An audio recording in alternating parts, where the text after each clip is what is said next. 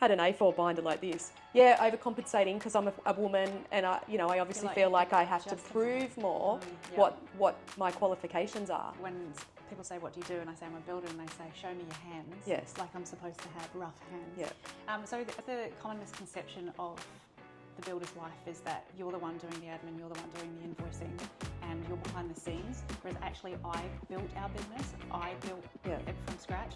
I'm the one who finds the clients. I'm the one who quotes the work. I'm the one who presents to the client. And when you talk to blokes, and they go, "I'm third generation or second generation," but technically I am that too, right? Just never really think about myself like that. No. It took me 4 years to get enough courage to apply, and it took my husband to push me into the car with my paperwork and take me to QBCC. Yeah. Here she is, like, another female builder. Yeah. And it was such a daunting thing. How can I be a builder and not know how to do this basic carpentry skill? I'm an imposter. It's flat out should take my license away from me. And then it's like, you know what? I'm not a carpenter. Yeah. That is not your job. You don't need to know how to do that. You need to know the legislation. I've got this delusion that bigger also means more successful. Yep. Which is also not a real thing. I'm still grappling with that one. And I'd like to welcome Clare Perham today, and she's the General Manager of Axiom Construction Group. And I guess first I'd like to talk to you a bit about what you were doing before you actually came into construction. So I was born in New Zealand, raised in New Zealand. My dad was a builder, so I was constantly around construction. Yep. I think that's familiar for a lot of people. It's funny because, like when you talk to blokes and they go, "Oh, I'm third generation builder, second generation." So technically I am that too, right? Just never really think about myself like that. No. Around construction my whole life, but because I was a girl and it was the 80s and 90s, it wasn't really sort of offered, trades weren't offered. Yep. And I went to an all-girls school as well. So from school I travelled and just sort of flew by the seat of my pants, and I was here, there and everywhere. Kind of got into like more administrative roles just because they were easy, and then bookkeeping as well I added along the way at some point. And then sort of took those skills into male-dominated industries. I worked at IT schools in the admin. Yeah, okay. I worked at Hydrolink for a good while, and then met my husband, who was a sole trader at the time, and then started having babies, and it was just something I could do, the admin bookkeeping side. From home. Yeah. So did you start your construction company in New Zealand, or did you move to Australia? No, so after I finished school and I travelled around, I ended up in Australia. I ended up living here, and that's where I met Jay. Oh, okay. Yeah. Oh, I thought you both were from New Zealand. No, I know. It's funny, isn't it? So many people think that he is the Kiwi. And when we were over there, his accent softened. Yep. And everyone was like, I was the Australian and he was the Kiwi. But and it's funny when you go overseas, when you go to America, they all think we're English. Whereas, I guess it's the same thing. Like when you go to America, you can't really tell the difference between Canadian and American. I would think that they could tell the difference between Australian and New Zealand, but they can't actually. They say, I've been told Kiwi or English. Yeah, right. So it's a bit of a strange thing. That's a bit of a side track. I lived in America for a while, and people didn't even know where New Zealand was. Yeah. Like, where's? Oh, it's the other side of the world. Why would you travel that far? It's not America. So it can't be anywhere really. So your story pretty much is the same as mine. Yeah. Father was in the building industry. I wanted to be a builder. Same thing, 80s, 90s, all girls don't do those types of things. So I went down the track of, I went and worked in the banking industry when I left school. And then it wasn't until I met my husband that he was an engineer that we sort of then went, and I guess the first thing we did together was build a house. And then we moved to Hervey Bay when we bought a development block. And that was sort of when I got into the industry. You had your children, you're just sort of doing the administration, that type of stuff. Did you sort of think, I need to do any sort of qualifications, or what were you thinking in regards to improve and make the business better? What sort of skills did you imagine that you probably would have helped you in that business? So I kind of came at it from the design side of it. So as we were working with clients, because I was more, I guess, part-time because of the babies, I would show up to site and not be part of the project management, not be part of the project essentially. So, you know, I kind of went out of interest more than anything. And then over time I would get talking to the clients, and at that stage we would build the shell and let them get their own cabinet makers, their own flooring companies, their own tilers and things like that. So I would go to site and sort of be interested in what are you doing for flooring, and you know, what are you using for tiles, and that sort of, you know, I sort of took an interest in that way. And then I was on holiday with my mother-in-law, and she would always get the Home Beautiful magazines. She had the subscription, and I asked her one night, you know, can I read some of your magazines? And she gave them to me, and she said to me, do you know you can actually do that for a job? Yeah. And it wasn't until she said that to me, and I was like, oh, can I? That's a job. Like I can, you know, like I never really thought past the admin and bookkeeping side of it, because that's what I knew how to do naturally and instinctively. So until she said that, and then, you know, like Jay was sort of like teaching me what he was, or showing me what he was doing. I was getting interested in the processes of the actual construction of these buildings, and so I really got into design. And then when I was in New Zealand and the kids were all in school, I was working part-time and studying part-time, and that's when I got my diploma in interior design and decorating. When you, I guess, got that qualification, did you said before that you sort of really just built the structure of the house, and then the client was going off and getting all their own materials and all that sort of stuff. Did you then bring that into the business, as in you would then help them coordinate that and organise all that? Is that sort of the way that you went, I guess, in that next stage of your business? Yeah, so that was how we went. So so I thought that I was going to be a fancy interior designer. I was going to show up in all my galleon and diamonds dripping off me, and I had this like image in my head of how that was all going to look, and I realised quickly that I was not fancy enough. Yeah. And that I liked to give things a go. I liked to get on the tools. I liked to be talking to the plumber, and I really enjoyed the project coordination and communicating with tradies and organising schedules and payments, and you know, figuring out what materials were required and when we needed them. And so you know, like it was a dream that I was going to be this fancy interior designer and end up in magazines, and then when I actually got to be doing it, I was like, well, this doesn't feel right, which is then when I started sort of really honing in on that project management side of it, and you know, like just really liking to get my hands dirty whenever I could. Getting more that scheduling and keeping everything on track. It was funny when you said about the interior designer and this fancy. I was just thinking back to, because the projects my father worked on was like the Parliament House in Canberra. They restored the Queen Victoria building in Sydney. So I was going into these magnificent, you know, that real like architecture you don't see anymore. The same, like, you know, the mosaic type tiles, and I was just picturing that is the type of thing that you probably have in your head, is that's the extent of what you're going to be designing. Yeah. But it's very different in residential. Very different. Designing. Yeah. I did interior design for my Year 12 work experience, and the same thing, I think Dad just sort of said, unless you're really, really good, you just end up doing, you know, not like you'd be just like a drafts person. You'd sort of mostly end up doing all the specs and putting all the paperwork together for the main, let's say, designer. But I think you'd be able to pull that off. Oh, I don't know.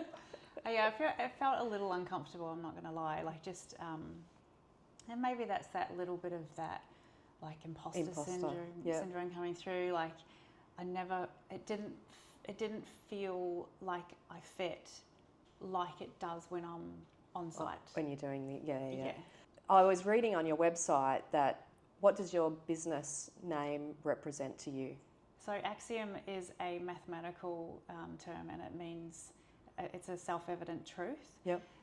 And we like our whole business is built around truth and honesty, and doing the right thing by clients and keeping clients informed all the way through. Same with our trades and our staff. Just that's a really big part of our what's the word for it? Ethos, I suppose. Yeah. Is just being as transparent as we can. So I had your ethos. There you go. Look at that.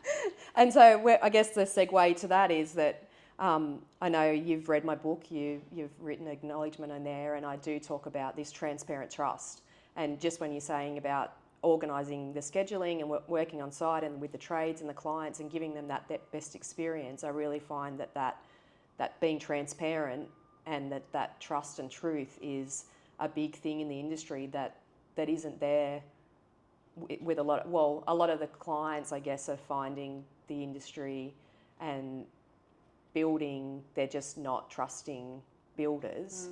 And to have someone that is out there saying we are truthful and we are going to be doing the right thing and we're transparent is really fantastic. Yeah. To go that way. There's so many at the moment. It seems like Victoria, I see on Facebook every day that they're suspending licences and immediate suspensions for builders doing the wrong thing. Yeah. So it's really good to have that aspect. Yeah, and that was something that we thought really long and hard about when we started our brand, and the industry the way that it was, because we were back in New Zealand after the earthquakes, helping with the Christchurch earthquake rebuild, and so when we came back to Brisbane, and that was sort of you see it on like a Current Affair and those shows, these dodgy builders, and the perception out there is that builders are only out there to make a buck, and they'll do whatever they can to undercut everyone else and then take as much as they can and lie and cheat and steal their way through. But so we are strong believers of be the change that you want to see, and so that is why we created our business around this. That. Yeah, and that's fantastic. It's a fantastic ethos to have, and your clients would be lucky to have you guys. You went from interior design, sort of, I guess, decided that wasn't, the passionate thing that you loved. You went on to project managing, and then where did you go from there? So I just combined the project management. So I still do interior design. I just don't call myself an interior designer because the shoe don't fit. So yeah, we still take our clients through that design selection process, and I still do all of that. And then so the project management turned into putting myself out there in different situations, doing podcasts, speaking at schools, doing all sorts of different things, and then it sort of grew into like I guess the common misconception of the builder's wife is that you're the one doing the admin, you're the one doing the invoicing, and you're behind the scenes, whereas actually I built our business. I built it from scratch. My husband is the technical knowledge brains behind it. But I'm the one who finds the clients. I'm the one who quotes the work. I'm the one who presents to the client. And that's probably true in a lot of small family building companies, and that's what the podcast is about, is that there is these women behind the scenes referred to as the builder's wife, which I don't like the connotations behind that. And my first guest said the same thing, but she loves being a builder's wife in that, she's married to a builder and, that's your husband, that's their role. But there's so many women that are doing that. They're getting the client, like I get the clients in, I do all the marketing, I run pay all the bills. Yes, we're both huge parts of the business, but it's like their aspect is more, the technical, like they know all the standards more so. We know them, but they're out there doing that work every day and making sure that everything is being built correctly, but having that recognition for women that are doing those roles of how big a job that it is. When your kids were young, what were you sort of mostly doing with them? Were you sort of, did you have them at home with you while you were working and then off to daycare or school? You sort of waited till they went to school to sort of move more into that build side of it? Yeah, so I still am a stay-at-home mum. Yep. And my husband's a stay-at-home dad. Yeah. And the whole reason we built our business in the way that we did is so that we can both be present Yes. for the kids, whether they were 3 or now our oldest is almost 20. And I mean, even at that age, they still need their mum and dad. Oh, yeah, 100%. Yeah. They're still mooching off us. You think, you think, oh, good, it's there, off you go, but I actually think then it comes with more issues sometimes. Yeah, just different issues. Yeah. If I was needed on site at 7, Yeah. Jay was there getting everybody ready for school, and Yep. and vice versa. Yeah. Like that's just how we roll. And the same in the afternoons. Yep. Now it's not so imperative that we're home because Yeah. they're that much older and they go to work or they're at uni themselves. But we're still there. Like when they need advice about, I want to change degrees, or should I play for Div 1 or Div 3, or Yeah. whatever it might be, we're constantly present, and Yeah. that's a So big deal. to be able to be that present with your kids and still be, like you described, stay-at-home mum and dads, what sort of workload would you take on in the business? Like, how many projects would you maybe have going at once? So 2, Yep. maybe a little third on the side, but it wasn't. I mean, I guess it was for that work-life balance, Yeah. but it's also quality of work. Yes. So we are very much involved in the on-site happenings, who's there, who's doing what, and Yep. making sure that, because quality is everything to us. Without a quality build, Yeah. we don't have a business. Yes. And that's the whole reason that we do what we do, and our positioning in the industry is 100 years from now, we'll want to be driving down that street. We won't be, because 100 years later, but we want our houses to be the ones that are still standing. Yeah. And that's and without the time and the energy that we put into our jobs, we don't have that. And I guess there's a lot of people, I guess, fall into the trap when they start their own family building business. They just think they have to keep getting bigger to make more money. And there is sort of a bit of a sweet spot there where that is good. You can have that work-life balance, and you can have the money that you need to have that work-life balance and to still have holidays and that type of thing. Mm-hmm. But then I guess people get stuck in this trap that they think, we need to get bigger, we'll get more turnover, we'll get more money, but that all comes with more staff and more headaches and more everything. So you actually, a lot of the time, they don't end up, achieving that extra amount of money, but have a whole lot more risk and headaches. Did you try and go bigger, or you always sort of just set yourself at that lower limit? So this has been a butt heads. So that's how I think, or thought, and Yes. it hasn't been until actually recently, like I've had a business coach come in and like make me step back and look at this and go, is that real? Really, yeah. And then I've had to like really go, actually, you're probably right. It doesn't. Yeah, bigger is not always better. Yeah. So I have got that quote in my book about bigger isn't always better. Yeah. And it's just sort of finding that right balance between, because you can scale. Mm-hmm. I mean, some people don't realise the difference between scale and grow. Yep. If you grow, you'll grow with the same amount. You've still got to add more headcount, or you're sort of growing, but you're not actually getting a further divide between your profit margin. Yep. Whereas if you can manage to scale your business and keep your overheads at the same amount, is a better outcome. I'll touch on the business coaching. So when you're saying this butt heads, was it you that wanted to get bigger, or was it Jay that wanted to get bigger? Yeah, me. Yeah. I feel like I've got this delusion that bigger also means more successful. Yep. Which is also not a real thing. I'm still grappling with that one though. Come back to me in a little while and I'll tell you if I believe that. But bigger means better.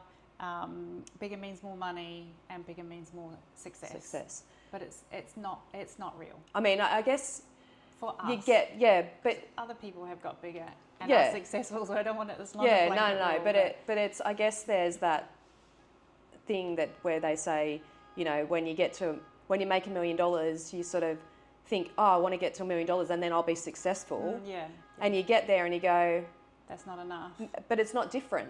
Nothing Yeah, feels yeah, different. true. Yeah. Like it's you, unless you've got billions of dollars. I don't know. I feel like you know what I mean. There's a point where you get to that place and then you think, okay, I thought success would be at this point, but then it's not any different. So it's just that constant chase of, I guess, that feeling of you wanting to be more successful. Mm-hmm. And I guess it's just human nature to keep pushing, More, yeah. to keep pushing, to keep growing and to keep getting better. Yeah. But yeah, you have to have that balance of, and everyone, like you said, everyone's got a different level of where their balance is and what they can tolerate or not tolerate. And I think it as well, sometimes it takes somebody else to make you realise that. Yes. Because you can, you know, like I know for us, for example, we're so in the business and, you know, you get caught up in that day to day that sometimes you need somebody just to say, stand back and have a look and see if you can see the wood for the trees. Because sometimes you just get buried and it's really hard to get Step back and have a 10,000 foot view of where you are and where you might want to go to. Is it's hard because you are in the business every day and you don't have time to breathe half the time. It is hard to take that step back and to actually think about where you want to move to next. Advocate for women in the construction industry. What drove that passion to, I guess, attract more women into the industry and to help and to make sure that women are supported more than what they probably are at the moment? Probably my own journey. Ugh, I hate that word, but you know, like my own experience. Yes. It wasn't offered to me, and I know it's a different time. Like, you know, don't get me wrong. When I was 17, I was a shitty teenager anyway, so I probably wouldn't have done something that had been offered to me at that stage in trades. Yep. So, but retrospectively, knowing where I am now and visiting schools now, knowing the opportunities that exist for young people and for girls. Yes.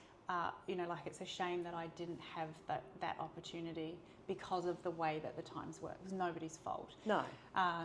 But, you know, like it took me such a long time to find my place and it took me such a long time to become passionate about something. And I would love that, you know, like that opportunity could be presented for our young people so much earlier in their lives and their careers. Let's say when we were younger, I'm assuming we're about a similar age, but I won't say our ages. But, so I finished year 10 let's say in the 90s, and it was very much, there was people going off doing apprenticeships or you stayed to year 12, and then it got that real push for everyone to go to university. Yeah. There wasn't, like when I look at my kids, it's just like there's not even a question about whether you finish in year 10. They don't have year 10 formals, not where I live anyway. It's like they're not sort of pushing people out of the school system until they're in year 12.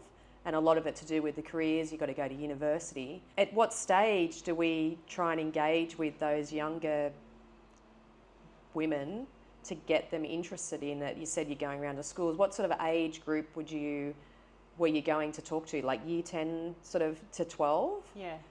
So 10 is the youngest usually. Yeah. 10, 11, 12s. I feel... Do we need to go earlier? Do you think passion could be... I mean, it's just say, for instance, we're both basically grown up with the same... Both dads in the building industry, so I feel like our passions probably started quite young. Yeah. Do we need to be talking to them quite early?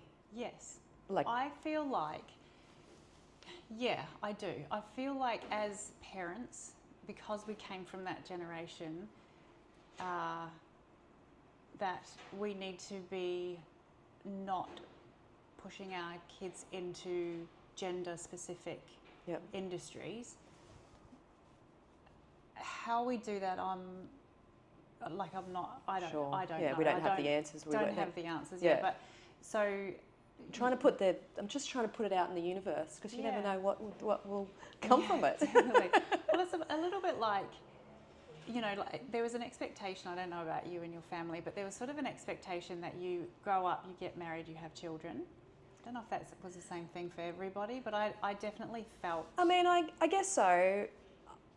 I mean, so when we had our first child, someone had, just assumed that I was going to be the stay-at-home mum, and I guess was several conversations that we had to have that was like, no, I have got my own goals and dreams, and yes, I'm bringing up my children and they're fantastic kids.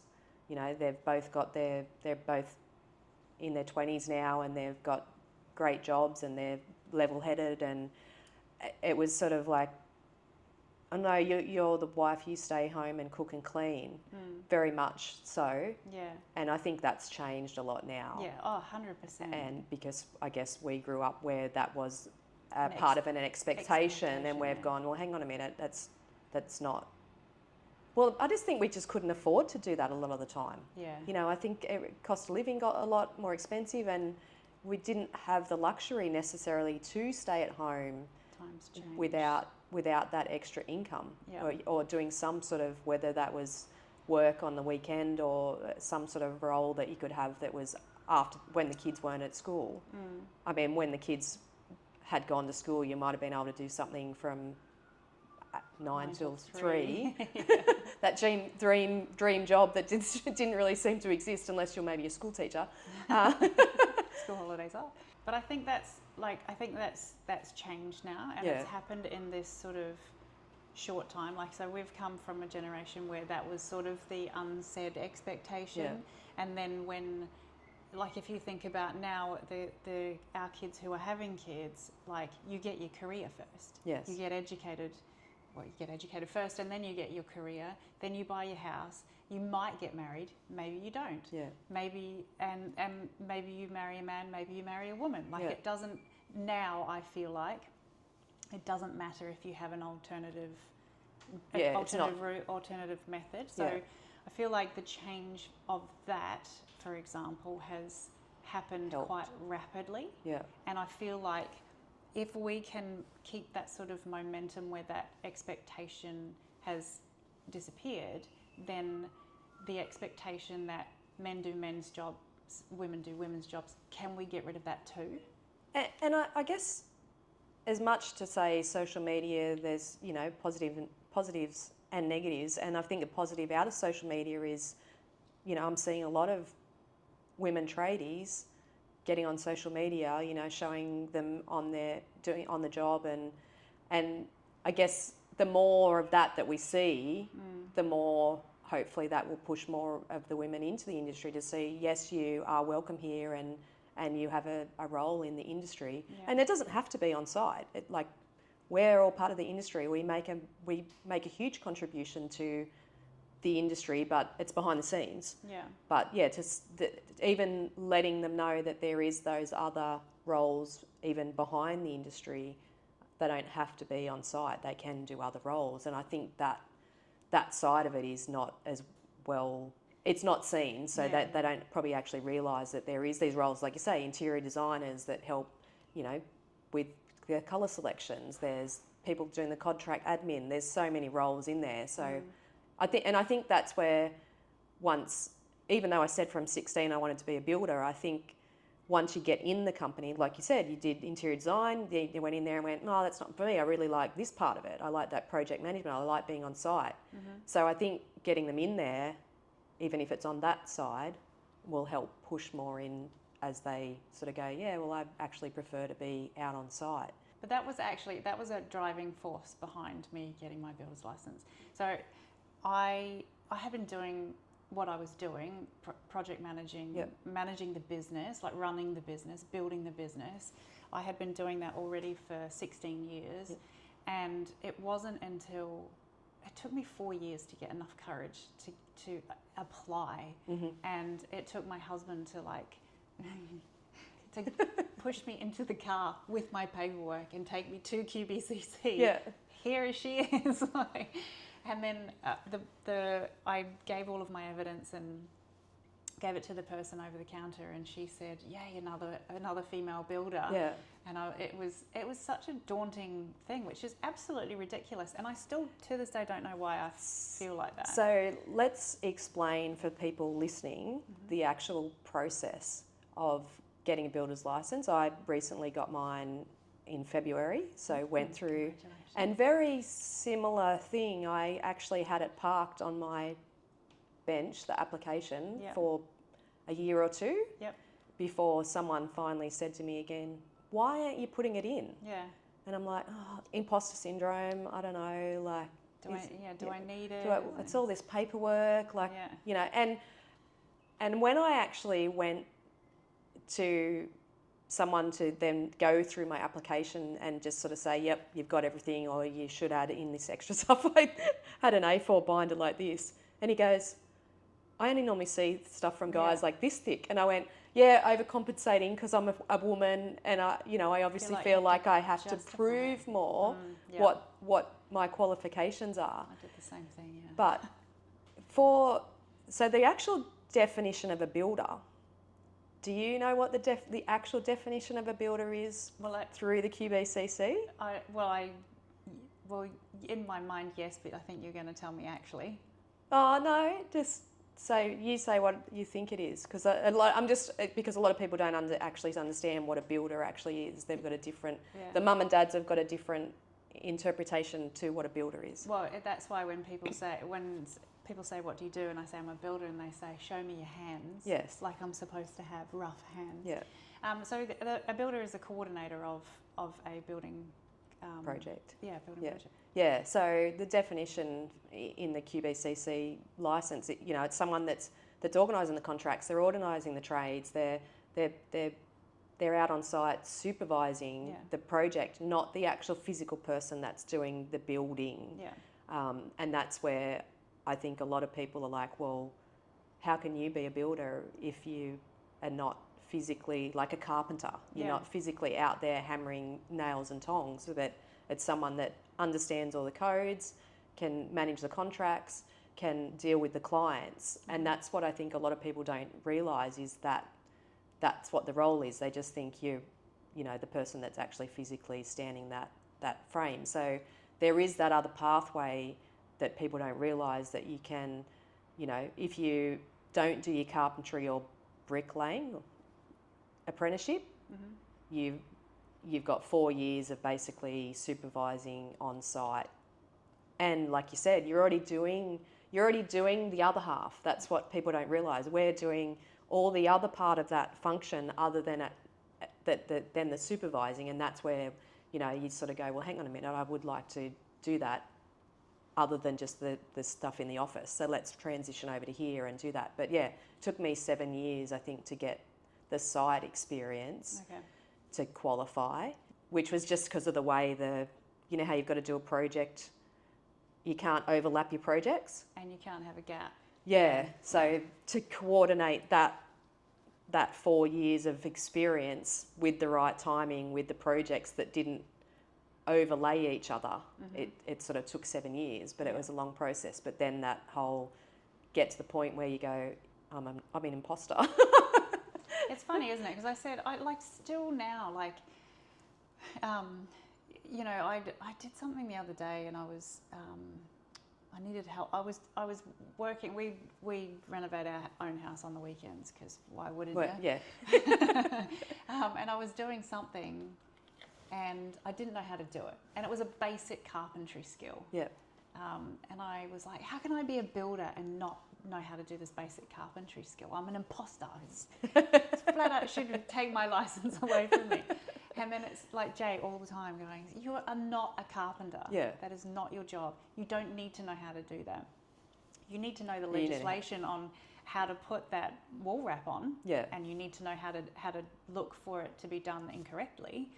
you don't know how. You don't need have to know do the how- physical construction part of it. Exactly. Yeah. So I still get that. I still do that to myself from time to time. Yeah. I shouldn't have my builder's license because I don't know how to change the drill bit, Yeah. or I don't know the difference between an impact driver and a. Yeah, and I mean, there's plenty of males that are builders that have gone through the same pathway. Yeah. But people just assume that More logical. that for they've them gone to from a carpenter to a builder. Yeah. But there is plenty out there that are obviously managing jobs. Yeah.